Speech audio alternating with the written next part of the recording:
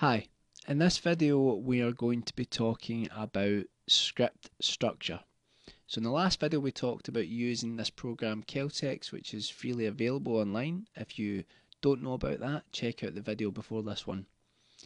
So what we're going to do today is we're going to talk about, like I say, script structure and maybe a little bit about using some of the functions of this program.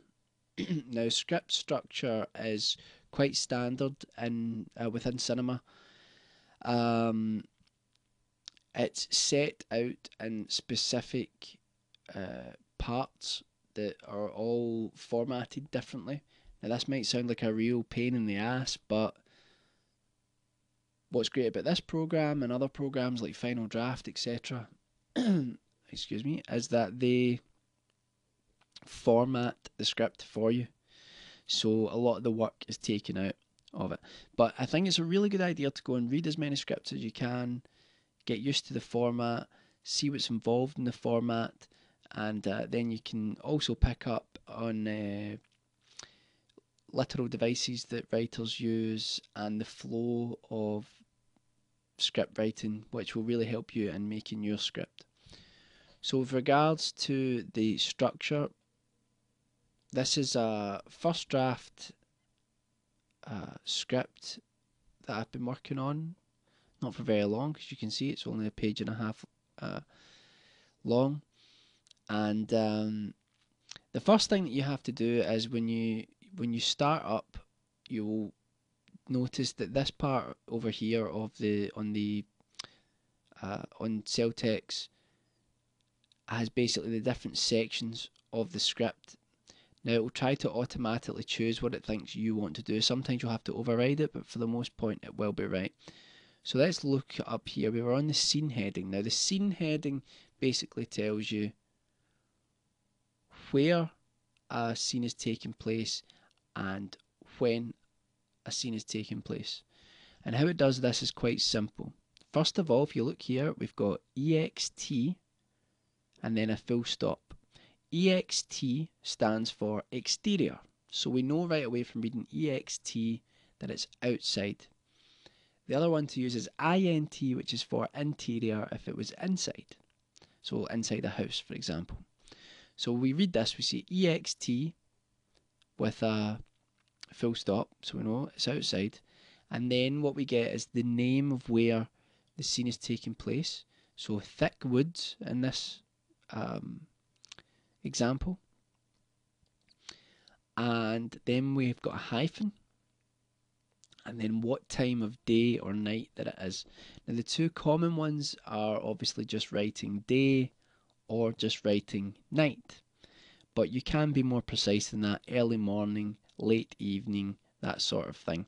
So those three things, exterior or interior, name of the scene, and the time of day, all convey in a very efficient way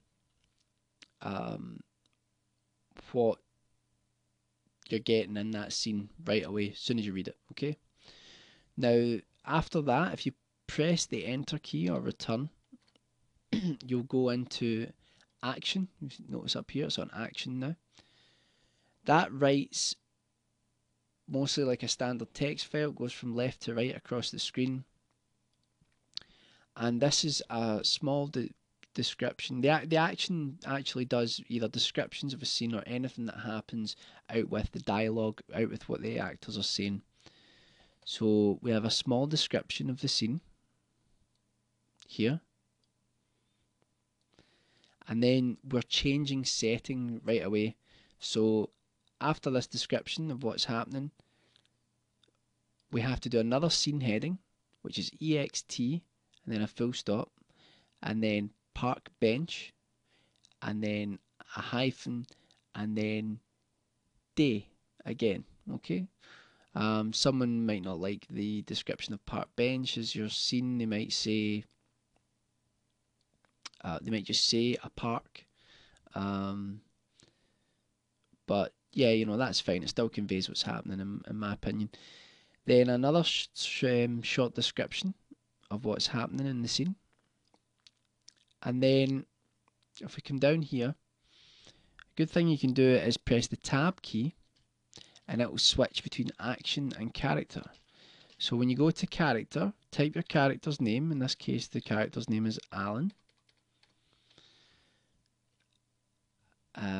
And once you have that and you press return, the program will instantly switch it into dialogue mode. Don't worry about the character, by the way, they're always in capitals. And once you're in dialogue mode, the typeset will be in a sort of smaller part of the screen directly underneath the name of the character. When you're finished, you press enter, it will go back into character again. You type your character, and its character's name is Mike, funnily enough. Press return again into dialogue. Okay, so that's how you do that. And the quick shortcut is pressing the tab key. If you notice there, if I press the tab key, it puts it into a parenthetical. If I can't even say that properly, but basically brackets, and the brackets can convey anything within dialogue about something that the actor or the character is doing. And lastly, we've got transition, shot, and text. Now, the text is just for little notes that you want to put down, although I would really say a great way to do it is to print your script off and then pen in your notes and then go back. Anyway, the reason you've got shots is that some people do what's called a shooting script. Now, a shooting script is basically your normal script, but it also has the names and the types of shots that you get that you're going to use for that scene. I don't write shooting scripts really. I write my standard script and then I do my storyboard, which shows all of my shots. That's the way I prefer to do it. But you might like to have a shooting script. Shooting scripts are quite handy to give to cinematographers or cameramen. So you can do that. You can include that as well. And that's all of your basic parts of a script. So it's not that hard once you get into it. Finally, if you want to view your script as it will look when it gets printed, down here if you click typeset, it will format it for you. You get to look at it like that. You can save as a PDF file, which is great, or you can just click print up here and it will print it for you. You can edit your title page here,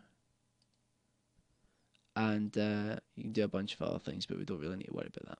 So that's the basic script structure, and I hope you can get into it and use it well. Remember, check out some of the sites in the description bar that will have links to different scripts, and you can get used to the structure of them. If I find any sites that have good examples of like a sort of summation of what script structure is, what you get, then that's I'll put that up. And one more note: television and radio script formatting is slightly different, but I digress. Right, on to the next video.